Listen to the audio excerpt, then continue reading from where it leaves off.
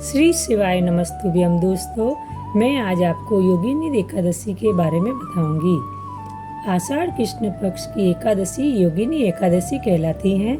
इसके व्रत में भगवान नारायण को गंगा जल से स्नान करा के भोग लगाकर पुष्प दीप आदि से आरती की जाती है। इस व्रत में गरीब ब्राह्मणों को दान देने का बड़ा महत्व है। इसके प्रभाव से पीपल का वृक्ष काटने का भी पाप नाश हो जाता है और अंत में स्वर्ग लोक प्राप्त। योगिनी एकादशी की कथा इस प्रकार है। स्वर्गधाम की अलकापुरी नामक नगरी में कुबेर नाम का एक राजा रहता था। वह शिव भक्त था और प्रतिदिन शिव की पूजा किया करता था। हेम नाम का एक माली पूजन के लिए उसके यहाँ फूल लाया करता था। हेम की विशालाक्षी नाम की सुंदर स्त्री थी। एक दिन वह मानसरोवर से पुष्प तो ले आया, लेकिन कामासक्त होने के कारण वह अपनी स्त्री से हास्य विनोद तथा रमण करने लगा। इधर राजा उसकी दोपहर तक राह देखता रहा। अंत में राजा कुबेर ने सेवकों को आज्ञा दी कि तुम लोग जाकर मालिक के न आने का कारण पता करो, क्योंकि वह अभी तक पुष्प लेकर नहीं आया। सेवकों ने कहा कि महाराज, वह पापी अति कामी है, अपनी स्त्री के साथ हास्य विनोद और रमण कर रहा होगा। यह सुनकर कुबेर ने क्रोधित होकर उसे बुलाया। हे माली राजा के भय से कांपता हुआ उपस्थित हुआ। राजा ने क्रोध में आकर कहा, अरे पापी, नीच कामी, तूने मेरे परम पूजनीय ईश्वरों के ईश्वर श्री शिवजी महाराज का अनादर किया है।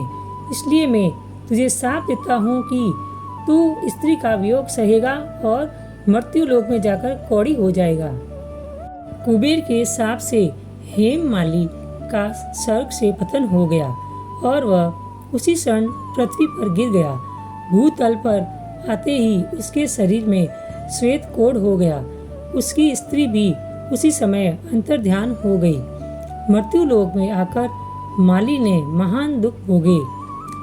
भयानक जंगल में जाकर बिना अन्न और जल से भटकता रहा। रात्रि को निद्रा में नहीं आती थी, परंतु शिवजी की पूजा के प्रभाव से उसको पिछले जन्म की स्मृति का ज्ञान अवश्य रहा।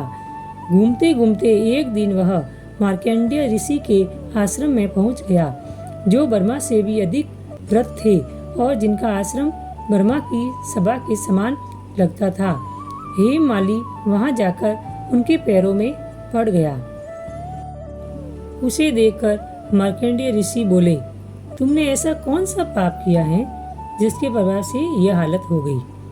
हेम माली ने सारा वृत्तांत कह सुनाया।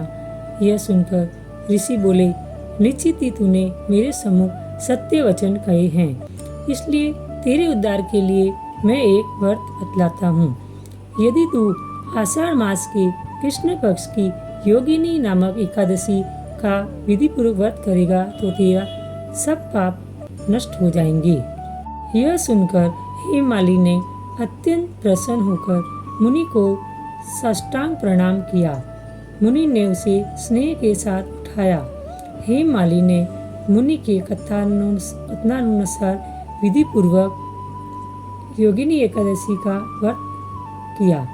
इस व्रत के प्रभाव से अपने पुराने स्वरूप में आकर वह अपनी स्त्री के साथ सुखपूर्वक रहने लगा। भगवान कृष्ण ने कहा, हे राजन, यह योगिनी एकादशी का व्रत 88,000 ब्राह्मणों को भोजन कराने के बराबर फल देता है। इसके व्रत से समस्त पाप दूर हो जाते हैं और अंत में स्वर्ग प्राप्त होता है। धन्यवाद दोस्तों, मेरी वीडियो देखने के लिए, और ऐसे ही वीडियो के लिए मेरे चैनल को लाइक, शेयर और सब्सक्राइब जरूर करें और कमेंट्स में हर हर महादेव जरूर लिखें।